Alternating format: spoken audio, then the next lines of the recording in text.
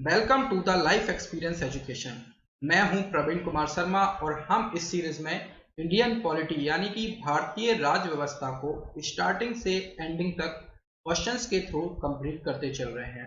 और ये है हमारा पार्ट 7 और इसमें हम टॉपिक्स जो कवर अप करेंगे वो हैं union and it's territory and citizenship.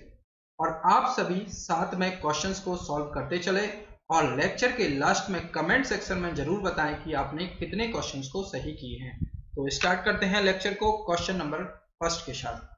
The finance commission is constituted under article dash of the constitution of India, यानी कि वित्त आयोग का गठन भारत के संविधान के अनुच्छेद डैश के तहत किया जाता है। तो जो संविधान है, इंडियन कॉन्स्टिट्यूशन है, उसके आर्टिकल 280 में यानी कि अनुच्छेद 280 में वित्त आयोग के गठन का प्रावधान किया गया है। तो इसका राइट आंसर हो जाएगा बी 280। अब जो वित्त आयोग है, फाइनेंस कमीशन है, जो सेंट्रल वित्त आयोग यानी कि सेंट्रल फाइनेंस कमीशन है, इसके गठन का अधिकार राष्ट्रपति को दिया गया है। और जो वित्त आयोग में राष्ट्रपति द्वारा एक चेयरमैन प्लस 4 मेंबर्स यानी कि एक अध्यक्ष होगा और उसके साथ 4 अन्य सदस्य नियुक्त किए जाएंगे। और जो स्टेट वित्त आयोग है यानी कि स्टेट फाइनेंस कमीशन है, उसका गठन इंडियन कॉन्स्टिट्यूशन के आर्टिकल 243 क्लॉज 1 के द्वारा किया जाता है, यानी कि भारतीय संविधान के अनुच्छेद 243 खंड 1 के द्वारा किया जाता है। और जो अभी जो 14th फाइनेंस कमीशन है, इसके जो चेयरमैन है, फाइनेंस कमीशन के चेयरमैन हैं, इनका नाम भी हमें याद रखना है, वाई वी रेड्डी हैं। और इनका जो ड्यूरेशन है 2015 to 20 है। इसके पहले 13th फाइनेंस कमीशन के चेयरमैन थे डॉक्टर विजय एल केलकर और इनका ड्यूरेशन था 2010 to 15। तो बी इस क्वेश्चन का हो जाएगा। जो फाइनेंस कमीशन आता है, सेंट्रल फाइनेंस कमीशन, वो आता है आर्टिकल 280 में। तो बी इस तरह से इसका हो जाएगा राइट आंसर। नेक्स्ट क्वेश्चन की तरफ बढ़ते हैं। The 9th schedule to the Indian constitution was added by, यानी कि भारतीय संविधान में 9वीं अनुसूची को जोड़ा गया था। तो ये जो 9th शेड्यूल है, इसके बारे में हमने कल भी बात की थी। जो 9वीं अनुसूची है संविधान में है अनुसूची प्रथम संविधान संशोधन यानी कि फर्स्ट कॉन्स्टिट्यूशनल अमेंडमेंट के द्वारा जोड़ा गया था। तो ए इस तरह से इसका हो जाएगा राइट आंसर। और ये अधिनियम आया था 1951 में और इसके अंतर्गत राज्य द्वारा संपत्ति के अधिग्रहण की विधियों का उल्लेख किया गया था और इस अनुसूची में सम्मिलित विषयों को न्यायालय में चुनौती नहीं दी जा सकती थी। और वर्तमान में इस अनुसूची में 284 अधिनियम है और अब यह मान्यता कि संविधान की जो 9वीं अनुसूची है उसमें सम्मिलित कानूनों की न्यायिक समीक्षा नहीं की जा सकती। पर 11 जनवरी 2007 में संविधान की पीठ ने एक निर्णय लिया और इसमें क्या कहा गया कि जो 9वीं अनुसूची है उसमें सम्मिलित किसी भी कानून को इस आधार पर चुनौती दी जा सकती है, किस आधार पर, कि वह मौलिक अधिकारों यानी कि फंडामेंटल राइट्स का उल्लंघन करता है तथा उच्चतम न्यायालय यानी कि सुप्रीम कोर्ट इस कानून की समीक्षा कर सकता है। तो जो 9th शेड्यूल है, इसमें जो फर्स्ट अमेंडमेंट हुआ था उसमें जोड़ा गया था 9th शेड्यूल को। तो बी ए इस क्वेश्चन का हो जाएगा राइट आंसर। नेक्स्ट क्वेश्चन है, मैथ्स लिस्ट 1 दिया है और सेकंड दिया है। इसमें आर्टिकल्स दिए हुए हैं, आर्टिकल 14, 15, 16, 17 और उनको लिस्ट 2 के साथ मैच करना है। अब जो हमारे ये आर्टिकल 14 to 18 जो आते हैं, ये आते हैं right to equality. Right to equality में आते हैं आर्टिकल 14 to 18। तो सबसे पहले है आर्टिकल 14 यानी कि विधि के समक्ष समता, यानी कि इसका अर्थ क्या है कि राज्य सभी व्यक्तियों के लिए एक समान कानून बनाएगा तथा उन पर एक समान लागू करेगा, यानी कि इक्वलिटी बिफोर लॉ और इक्वल प्रोटेक्शन ऑफ लॉ। इसके बाद आर्टिकल 15 आता है। आर्टिकल 15 क्या है? जो धर्म है, नस्ल है, जाति, लिंग या जन्म स्थान के आधार पर भेदभाव को यहाँ पर निषेध रखा गया है, यानी कि state shall not discriminate on the basis of religion, race, caste, sex etc। यानी कि जो स्टेट है, राज्य है, उसके द्वारा धर्म, मूल्यवंश, जाति, लिंग एवं जन्म स्थान आदि के आधार पर नागरिकों के प्रति जीवन के किसी भी क्षेत्र में भेदभाव नहीं किया जा सकता है। उसके बाद आर्टिकल 16 है, यानी कि अनुच्छेद 16। उसमें राज्य के अधीन किसी भी कार्यालय में रोजगार या नियुक्ति से संबंधित मामलों में सभी नागरिकों के लिए समान अवसर की प्रधानता होगी, यानी कि there shall be equality of opportunity for all citizens in matters relating to employment of और appointment to any office under the state. और उसके बाद है आर्टिकल 17, यानी कि अस्पृश्यता का अंत। जो कल हमने बात की थी, आर्टिकल 17 को याद कैसे रखना है, जिसको कि 17 हिंदी में बोलते हैं आर्टिकल 17, और 17 यानी खतरा, तो अनटचेबिलिटी से रिलेटेड है, जिसमें कि untouchability is abolished and it's practice in any form is forbidden, यानी कि अस्पृश्यता को समाप्त कर दिया जाता है और किसी भी रूप में इसका अभ्यास निषिद्ध है। तो जो लिस्ट 1 है उसके साथ डायरेक्टली ये लिस्ट 2 मैच हो रहा है। तो फर्स्ट का हो जाएगा 1, सेकंड का 2, थर्ड का 3 एंड डी का हो जाएगा 4। तो इस तरह से ए इस क्वेश्चन का हो जाएगा राइट आंसर। नेक्स्ट क्वेश्चन की तरफ बढ़ते हैं। The number of union territories in India, यानी कि भारत में केंद्र शासित प्रदेशों की संख्या है। अब ये जो भारत में केंद्र शासित प्रदेश हैं, इसकी संख्या बढ़कर हो गई है 8, यानी कि 8 इस क्वेश्चन का हो जाएगा राइट आंसर, जो कि 7 से बढ़कर अब 8 हो गई है। तो एक इसमें इंक्रीज हुआ है, वो कैसे हुआ है, तो डी तो इसका हो जाएगा राइट आंसर। अब देखते हैं कौन कौन से यूनियन टेरिटरी हमारे बदले हैं। तो ये यूनियन टेरिटरी की संख्या है। जम्मू एंड कश्मीर फर्स्ट है, जम्मू एंड कश्मीर मैप के आधार पर। सेकंड जाता है चंडीगढ़, दमन एंड दीव, दादर एंड नागर हवेली, इनको कंबाइन कर दिया गया है। तो इस तरह से जो लद्दाख बना है और जम्मू एंड कश्मीर न्यू अभी बना है। फिर दिल्ली, पुडुचेरी, अंडमान एंड निकोबार एंड लक्षद्वीप, इस तरह से ये 8 हो जाते हैं। तो जो दादर एंड नागर हवेली है और दमन एंड दीव है, ये बना है 26 जनवरी को, 26 जनवरी 2020 में ये बना है। जो दादर एंड नागर हवेली है और दमन एंड दीव, इनको कंबाइन करा जाता है इसके तहत। तो 26 जनवरी 2020 में ये है। और जम्मू एंड कश्मीर एंड लद्दाख जो बना है हमारा, ये दोनों कंबाइन रूप से बना है। इनको 2 यूनियन टेरिटरी में डिवाइड किया गया है, जम्मू एंड कश्मीर को, जो कि जम्मू एंड कश्मीर है और लद्दाख है। तो ये बने हैं 31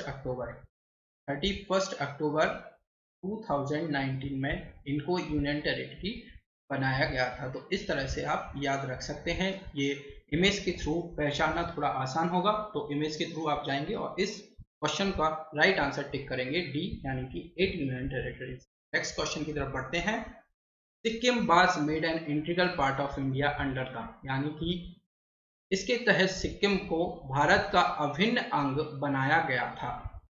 अब ये जो सिक्किम है उसको 35th यानी कि 35वें संविधान संशोधन से सह राज्य के रूप में भारत का भाग बनाया गया था और 36वें संविधान से सिक्किम को पूर्ण राज्य का दर्जा दिया गया है। यानी कि 36वें संविधान संशोधन जो अमेंडमेंट हुआ था उसमें सिक्किम को पूर्ण राज्य का दर्जा दिया गया और इस तरह से सिक्किम 22वां राज्य बन गया था भारत का, और ये बना था 1975 में। तो ए इस क्वेश्चन का हो जाएगा राइट आंसर। नेक्स्ट क्वेश्चन की तरफ बढ़ते हैं। What is the correct chronological order in which of the following state of India union were created or granted full statehood, यानी कि सही क्रम में आप चुनिए जिसमें भारतीय संघ के निम्नलिखित राज्य बनाए गए या पूर्ण राज्य का दर्जा किया गया। तो उसका ऑप्शन दिए गए हैं आंध्र प्रदेश, महाराष्ट्र, नागालैंड और हरियाणा। तो इसको हम एक ट्रिक के जरिए याद रखेंगे और ट्रिक क्या है हमारी, ये जो ट्रिक है बहुत ही इंपॉर्टेंट है, इसके जरिए हम काफी क्वेश्चंस को सॉल्व कर सकते हैं। ट्रिक है, अंधे महात्मा ने रात को नाग से हरि को बर्फ मेड मणि दी। तो इसको हम समझेंगे, जो छोटे छोटे स्मॉल वर्ड्स में लिखा है जैसे कि ने लिखा हुआ है, ओ लिखा हुआ है, इनका इस ट्रिक से रिलेशन नहीं है और जो बड़े वर्ड दिए गए हैं इनका ट्रिक से मतलब है। तो जो अंधे है, पहले तो हम इसको देखते हैं। अंधे यानी कि आंध्र प्रदेश से हुआ अंधे, और ये है 1953 में इसको बनाया गया था। 1953 में इसको बनाया गया था। उसके बाद आता है महात्मा यानी कि महाराष्ट्र, और महाराष्ट्र को बनाया था 1960 में। उसके बाद रात यानी कि रात से क्या बनेगा, गुजरात, गुजरात ऐसे करके हम याद रखेंगे। और गुजरात भी 1960 में ही बना था। उसके बाद नाग, नाग से क्या हो जाएगा, नागालैंड, और नागालैंड बना था 1963 में, 1963 में नागालैंड बना था। हम ईयरली लिख लेते हैं।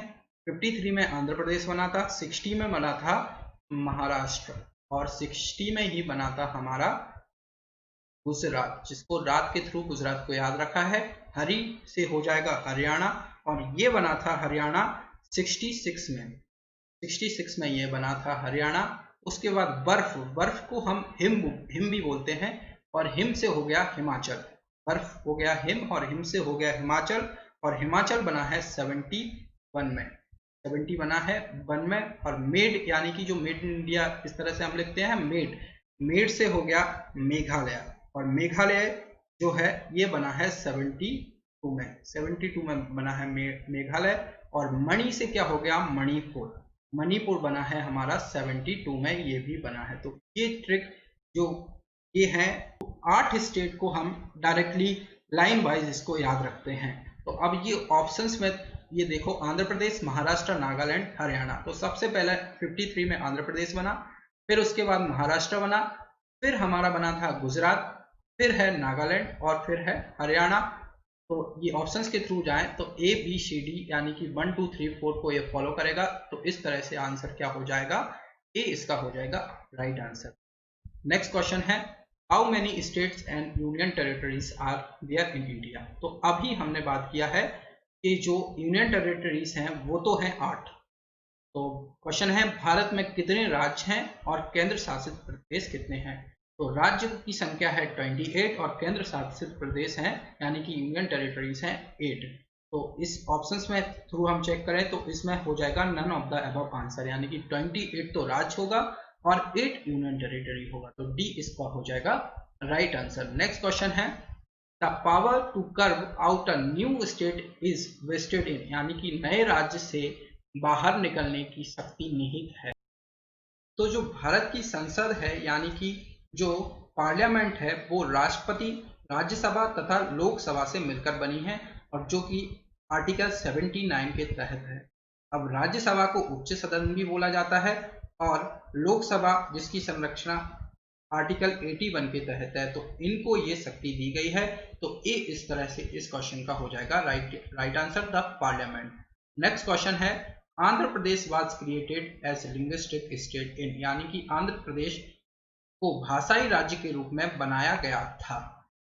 तो ये जो आंध्र प्रदेश है ये पहला राज्य है जो कि भाषा के आधार पर इसका गठन हुआ था। तो फर्स्ट लिंग्विस्टिक स्टेट था और आंध्र प्रदेश, और इसका फॉर्मेशन कब हुआ था हमने अभी देखा था हाल ही में। आंध्र प्रदेश यानी कि अंधे महात्मा के थ्रू हम गए थे, तो अंधा से हुआ था आंध्र प्रदेश, और इसका फॉर्मेशन हुआ था 1953 में। तो बी इस क्वेश्चन का हो जाएगा राइट आंसर। नेक्स्ट क्वेश्चन की तरफ बढ़ते हैं, under which of the following conditions are citizenship be provided in India, यानी कि भारत में निम्नलिखित में से किस स्थिति में नागरिकता प्रदान की जाती है। ऑप्शंस दिए हुए हैं, one should be born in India, यानी कि एक भारत में पैदा होना चाहिए। उसके बाद है either of whose parents was born in India, यानी कि जिनके माता पिता भारत में पैदा हुए थे, या फिर who has been ordinary residents of India for not less than 5 years, यानी कि कम से कम 5 साल तक वो भारत का रेसिडेंशियल बना हो। तो जो भारतीय नागरिकता है, जो सिटीजनशिप है, ये पार्ट 2 में आता है, हमने कल डिस्कस किया था, और आर्टिकल 5 to 11 इसके अंदर आते हैं। तो भारत में एकल नागरिकता का पहले प्रदान है, यानी कि पहले तो जो सिंगल सिटीजनशिप है ये हमारे भारतीय नागरिकता की प्रावधान है।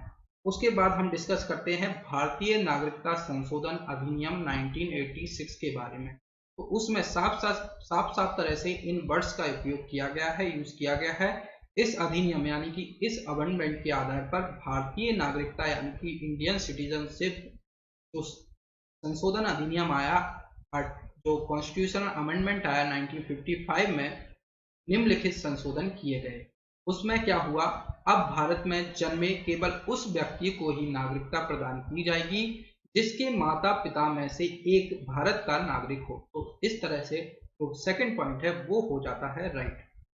फिर है सेकंड पॉइंट, जो व्यक्ति पंजीकरण के माध्यम से भारतीय नागरिकता प्राप्त करना चाहते हैं उन्हें अब भारत में कम से कम 5 वर्षों तक निवास करना होगा।